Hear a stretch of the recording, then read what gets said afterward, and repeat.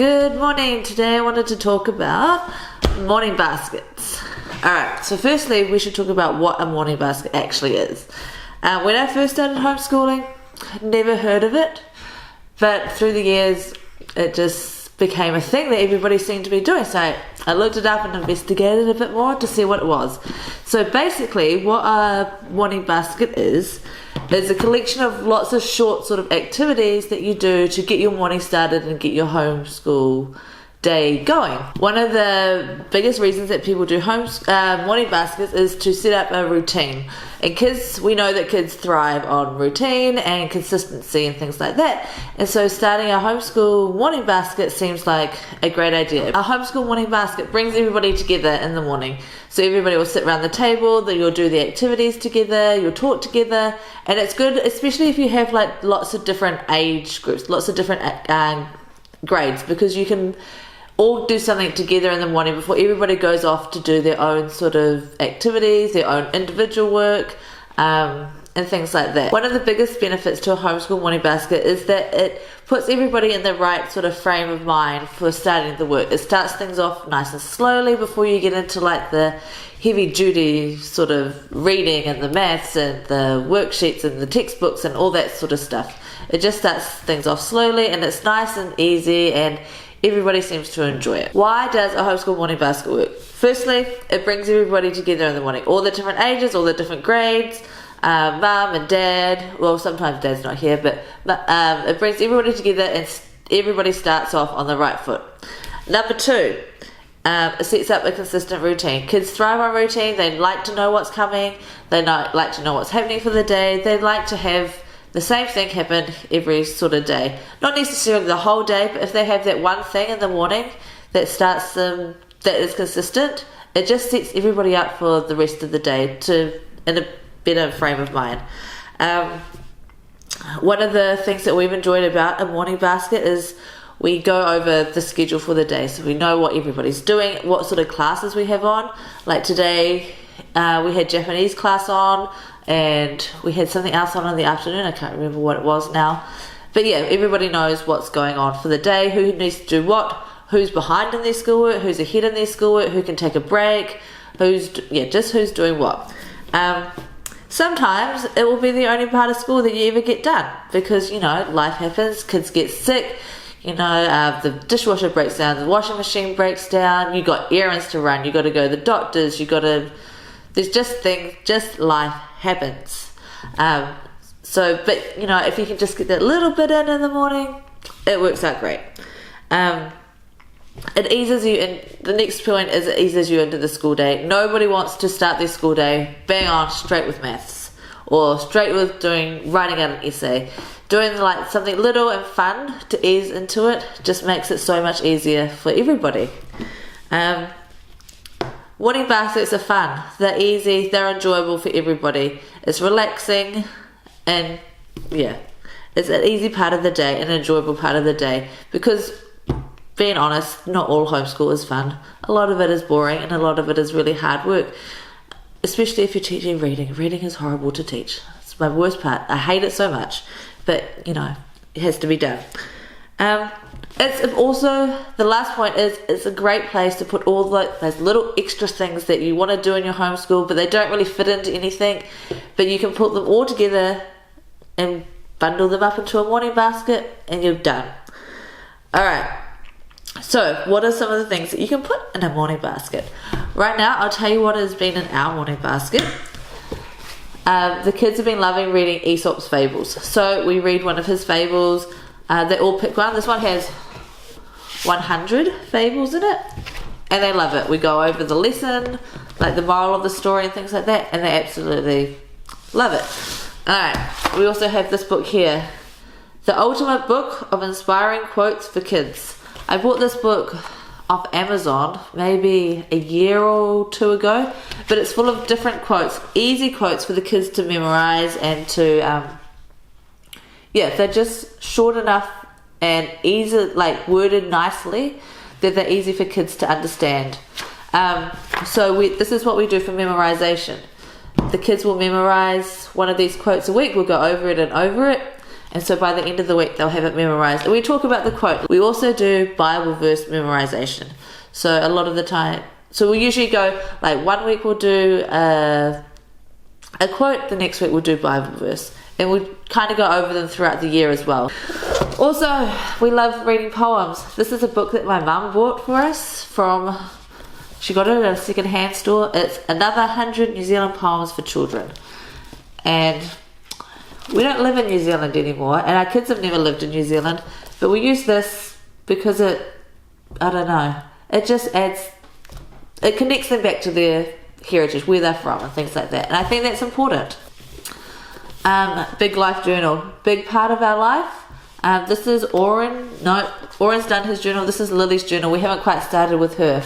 You can do this as part of your morning basket, especially if you've just got like one kid or two kids, probably from about 7-8 years up. But they also have a teen edition as well that's just come out.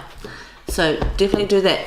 As part of the Big Life Journal, they have a lot of these wonderful printable challenges. These are the ones we've just done recently.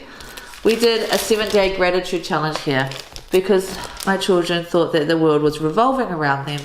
So we did this gratitude challenge to help them to realize that the world does not revolve around them, and that they can be grateful, and how to be grateful, and just help them understand that, you know, the world exists outside of them.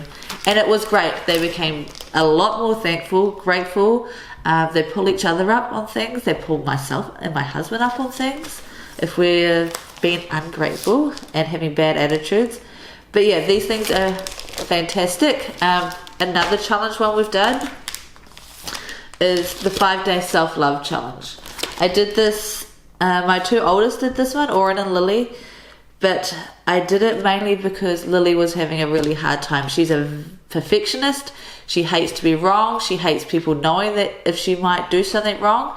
And yeah, she was having a hard time being okay with herself and feeling okay. So we did this 5-day self-love challenge, and it was great. It did what it needed to do. And yeah.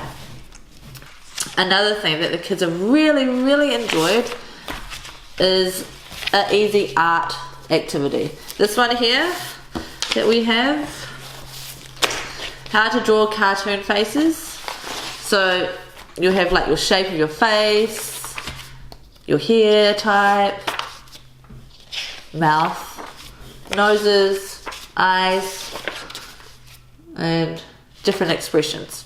Yeah, so they like to do that. We do that with our morning basket, or we do it on Fridays. Also, this is one thing that we have been working tirelessly hard at. We're from New Zealand, our kids are Māori, and although we don't live there anymore, part of their culture is knowing their culture is very important to us.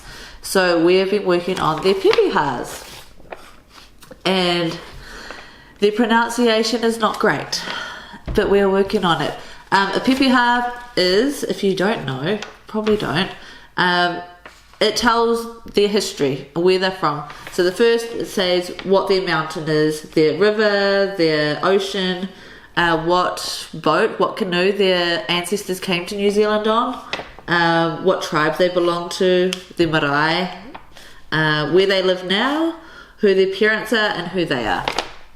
And so it's important for them that they memorize this, and that they know who they are and where they're from, and that they can pronounce words Māori properly. Excuse me. So yeah, they've been working on this. Oren and Lily, Ammon not yet. So that was important. Now, to be honest, we don't do morning baskets anymore.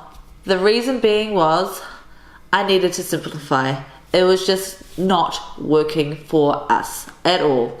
I tried and I tried because I love the idea of morning baskets. Everything about them, I love it, I love it, I love it. But it wasn't working. One of the reasons it wasn't working was because my husband, he works afternoon shift. So he's always home in the morning, and it just throws things out. There's too many chores to be done. In the morning is when we do all the laundry, and we there's cleaning to be done. It's just chaotic here in the morning. It's just chaotic. My niece lives with us as well at the moment, and she works in the afternoon as well. So she's home in the morning, she's cooking in the kitchen, my husband's doing the laundry. It's just crazy. So what we did was we turned it into our evening basket instead. One of the other reasons it wasn't working was because I just wanted streamline. It needed to be I needed to simplify my day. It was just taking too much time in the morning. By the time we started in the morning and by the time we finished everything for the day, it was taking 6 hours, and it just was not effective. Everyone was getting burnt out too quickly, and it wasn't fun. Nobody was enjoying it. We spent too much time doing our morning basket stuff, and then everyone was over it. So we didn't have the momentum to keep going and get everything else done that needed to be done. So yeah, long story short, we moved it to make it an evening basket. So we do at night time, after all the schoolwork is done, after all the dishes are done, the house is tidy, everybody's in their pajamas, everybody's in bed, we do our read aloud. We do our reading our fables, we do practicing our memorization, we do a short scripture Bible study together, we pray together, we talk about our family plans, we talk about in our family who we are praying for, if anybody needs to be prayed for. We talk about different poetry, things like that. So yeah, it works a lot better for our family if we do our morning basket in the evening.